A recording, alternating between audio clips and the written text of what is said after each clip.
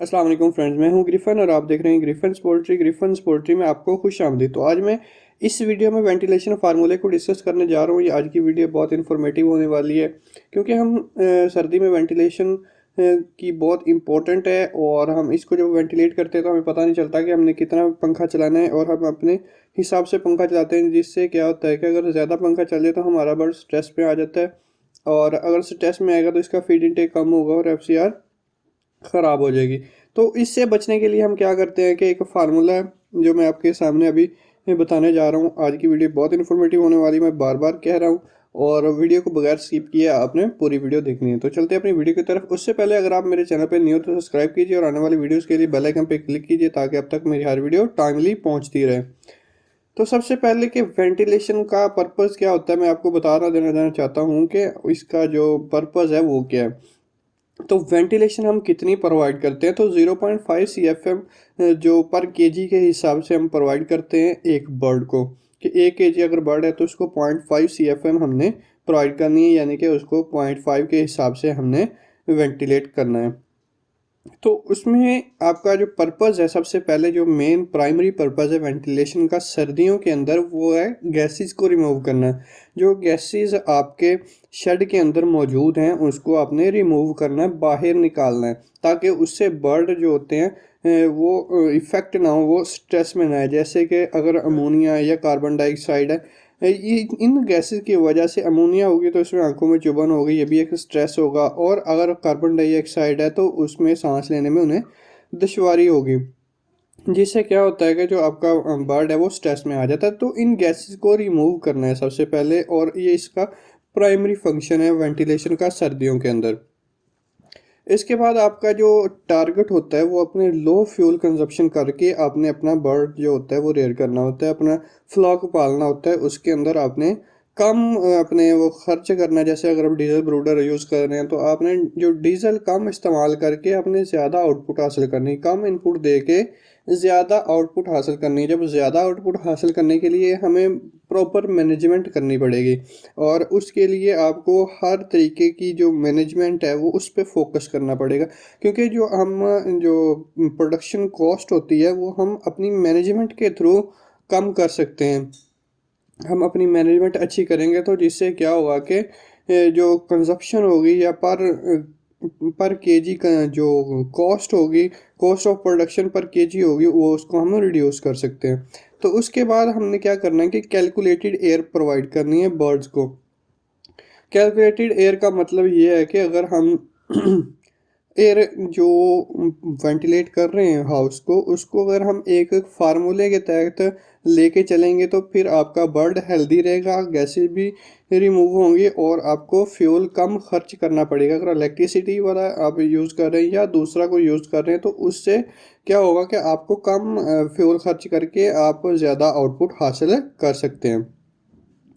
तो उसके बाद है आपने जो टाइमर होता है उसको यूज़ करना है। जैसे कि अब इसके बाद मैं एक फार्मूला आपको बताऊंगा, उसको ड्राइव करके बताऊंगा कि कैसे आपने अपने जो फ़ैन है उसको ऑन करना है और कितनी देर ऑन करना है और कितनी देर उसको ऑफ रखना है। इससे क्या होता है कि जो बर्ड होता है वो स्ट्रेस में नहीं आता, और उनकी जो माइकोप्लाज्मा या दूसरी रेस्पिरेटरी डिजीज़ होती हैं और आने के जो चांसेस होते हैं वो कम हो जाते हैं।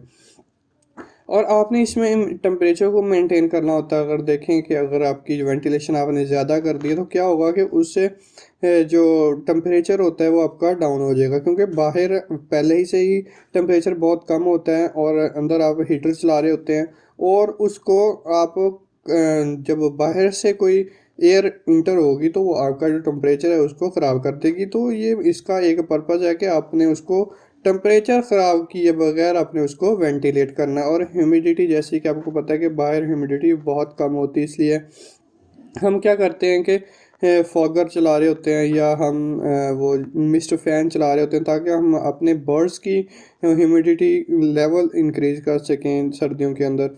और इसके बाद मैं कल ह्यूमिडिटी पे एक बनाऊंगा प्रेजेंटेशन, एक वीडियो बनाऊंगा जिसमें आपको बताऊंगा कि आप रेस्पिरेटरी डिजीज़ से कैसे बच सकते हैं। तो मैंने आपने फिर क्या करना है कि रेस्पिरेटरी डिजीज़ जो होती हैं उसको कम करने के लिए वेंटिलेट करना है।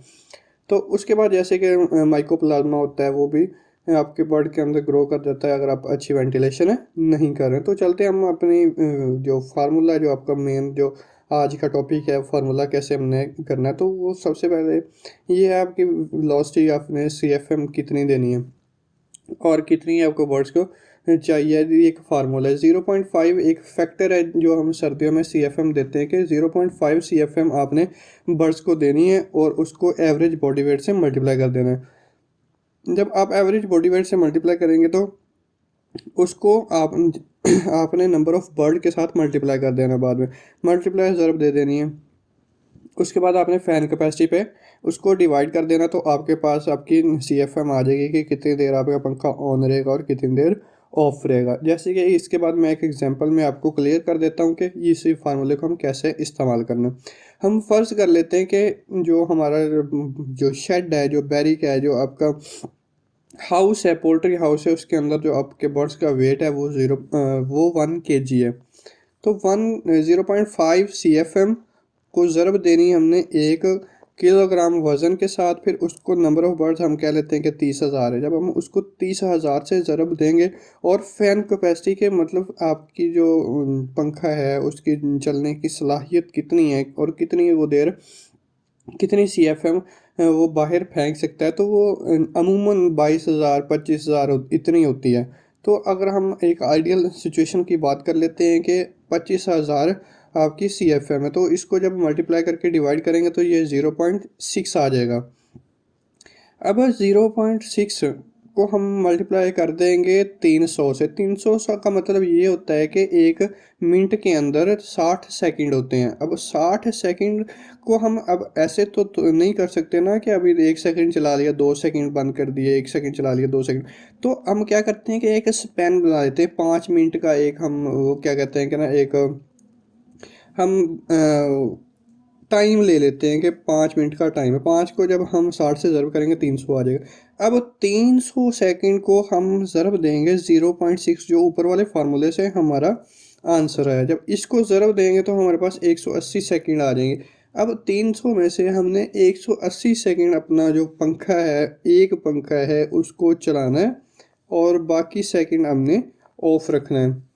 120 सेकंड हम ऑफ रखेंगे। तो इससे क्या होगा कि हमारी जो वेंटिलेशन का पर्पज़ है वो भी पूरा हो जाएगा और आपके बर्ड जो हैं वो स्ट्रेस फ्री रहेंगे और ज़्यादा वेट गेन करेंगे।